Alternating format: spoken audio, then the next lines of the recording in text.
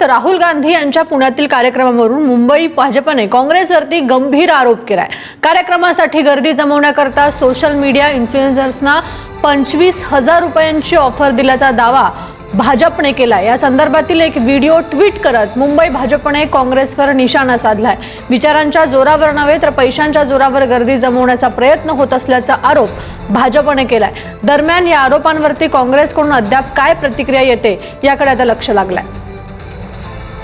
Said and the travel cost, so can you make it everything in 25 and then you can go? Okay, and how would the payment process be done?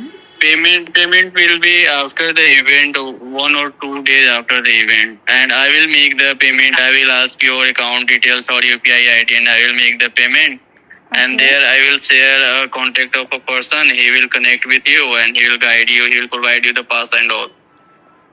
Okay, all right. So will I get an email, official email to attend this? Because No official event. You direct reach at the venue. I will share the location and there our person will contact with you. I will share that person number to you also. But what exactly I have to do over there? Just attend or I have to do something? No. India gang से जो उन्होंने पैसे funds प्राप्त किए हैं, उस fund से लोगों को 25-25 हजार रुपए देकर छात्रों की गूंज इस कार्यक्रम में लोगों को बुलाने की वो कोशिश कर रहे हैं।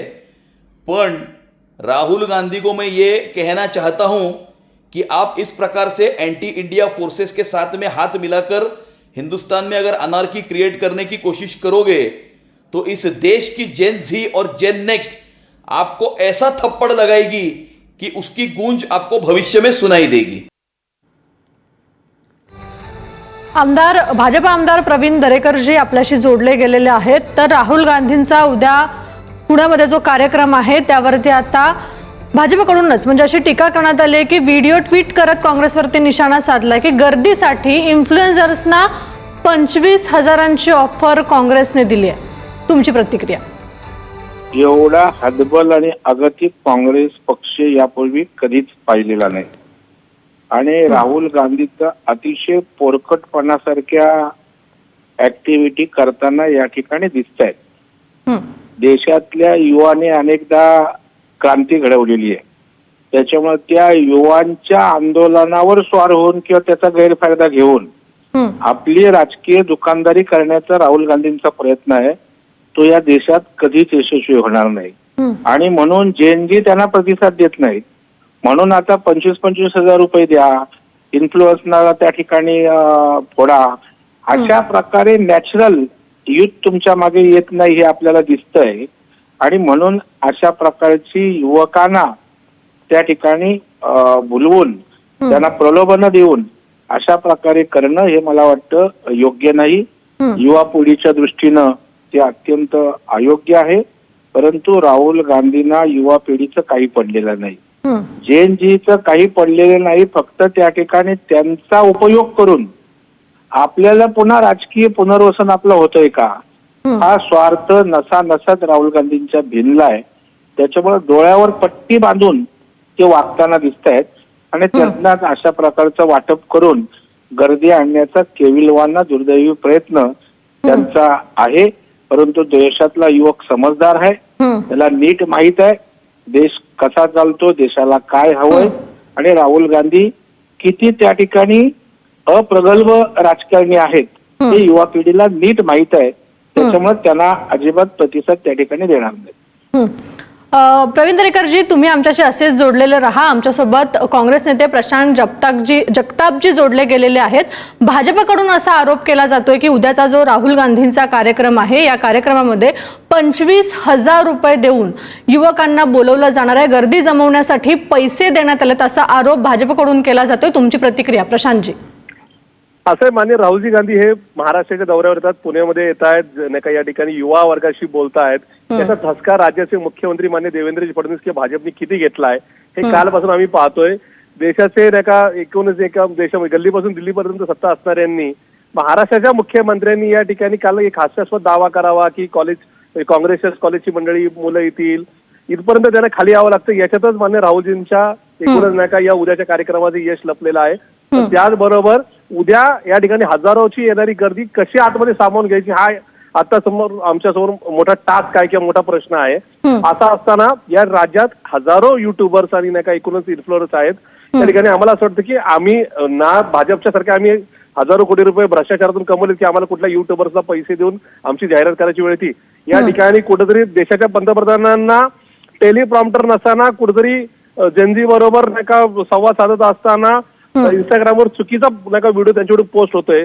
अशा प्रकारे आमच्या नेत्याची खूबी नाही. आमचे नेते थेट त्या रस्त्यावर उतरून या ठिकाणी युवांशी संवाद साधतायत. त्याच्यामुळे कुठल्या प्रकारे पैसे वाटायची गरज नाही, कुठल्या इन्फ्लुएन्सला घ्यायची गरज नाही. भाजपचा हा आरोप हा खोटारडेपणाचा तर आहेच पण त्याचबरोबर बालिशपणाचा सुद्धा आहे असं थेट मत आहे. प्रशांतजी आपल्यासोबत प्रवीण दरेकरजी सुद्धा जोडले गेलेले आहेत. तर प्रशांतजी असा आरोप करतायत की कुठेतरी मुख्यमंत्री देवेंद्र फडणवीस किंवा पंतप्रधानांनी राहुल गांधींच्या या कार्यक्रमाचा किंवा ते जे युवकांशी संवाद साधतायत त्याचा धसका घेतलाय. तुमची प्रतिक्रिया प्रवीणजी? प्रचंड धसका घेतलेला आहे की एवढा धसका कधीच भाजपने किंवा आमच्या नेतृत्वाने घेतला नाही. म्हणजे कशासाठी धसका घ्यायचा, का घ्यायचा, त्यांचं काय असं मोठं त्यांनी उभं केलं की ज्यांनी धसका घ्या. मला वाटतं ठीक आहे, प्रशांत जगताप मला वाटतं आताच काँग्रेसमध्ये गेलेले आहेत त्याच्यामुळे ते काँग्रेस अजून ते नीट समजू शकलेत की नाही मला माहित नाही. परंतु या ठिकाणी एक गोष्ट तुम्हाला मान्य करावी लागेल की पंतप्रधान नरेंद्र मोदी साहेब किंबहुना आमचे गृहमंत्री अमित भाई शाह यांचा संवादाचा ट्रॅक रेकॉर्ड काढा. मी तर म्हणेन आमच्या पीएम किती वेळा जनतेशी सर्वसामान्यांशी संवाद साधतात, विद्यार्थ्यांशी संवाद साधतात, पालकांशी संवाद साधतात, शेतकऱ्यांशी संवाद साधतात, अगदी जैनजीशी संवाद साधतात. राहुल गांधी हे संधी मिळालं की तो कावळा कसा डोमकावळा असतो पटकन चोच मारून बघा ते उचलतो तशा पद्धतीनं युवकांच्या आंदोलनाचा फायदा घेण्याचा प्रकार चालू आहे. तुम्ही एवढ्या वर्षात राहुल गांधीचे नेतृत्व म्हणून युवकांशी कधी संवाद साधला, काय दिलं युवकांना? त्याच्यामुळे तुम्ही तुमचा पार्ट टाइम राजकारण आहे. तुम्ही परदेशात असता, त्याच्यातनं सुट्टी घालवायची असली की 25-25 दिवस देशामध्ये येता आणि अशा प्रकारचा इश्यू असेल ज्याच्यातनं अराजकता माजेल, देशातली शांतता बिघडेल, देशाचं नाव जगाच्या पातळीवर बदनाम होईल याची आपण काळजी घेत असतात. तुम्ही त्या ठिकाणी केवळ वातावरण कलुषित कसं होईल याची काळजी घेता. परंतु मोदी साहेब संवाद साधतायत, युवकांच्या भविष्याची त्या ठिकाणी चिंता करतायत आणि त्याच्यामुळे खूप आम्ही धसका घेतलाय. एवढा धसका घेतलाय की आता राहुल गांधी पूर्णपणे चित्रच एका रात्रीत बदलून टाकणार आहेत. मला वाटतं अशा कपोलकल्पित गप्पा मारणं ठीक आहे, टीव्हीवर मुलाखती देणे इतपत ठीक आहे, परंतु आताचं राजकारण हे किती त्या ठिकाणी झोकून देऊन काम करावं लागतं हे मोदी साहेबांनी पूर्ण जगाला दाखवून दिले, देशवासियांना दाखवून दिले.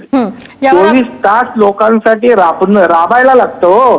पार्ट टाइम येऊन असं 4 मुलाखती देणं, 2 प्रेझेंटेशन देणं, हवा तयार करणं, त्यांनी लोक आपलीशी नाही होत. डिवोशन लागतं, आतून देशभक्ती लागते आणि त्याच्यामुळे मला वाटतं की संधीचा फायदा घेऊन आपली राजकीय पोळी भाजणं आणि त्यासाठी मग आमिष देणं काही करून आता हा जो काही विद्यार्थ्यांचा इश्यू आहे तो थांबता कामा नये. त्या आगीत तेल कसे ओतता येईल, देशाचं काय व्हायचं ते होऊ दे, आम्हाला आमची राजकीय पोळी भाजू दे, अशा प्रकारचं स्वार्थी उद्देशानं राहुल गांधी आणि त्यांच्या काँग्रेस पक्षाचं सुरू आहे.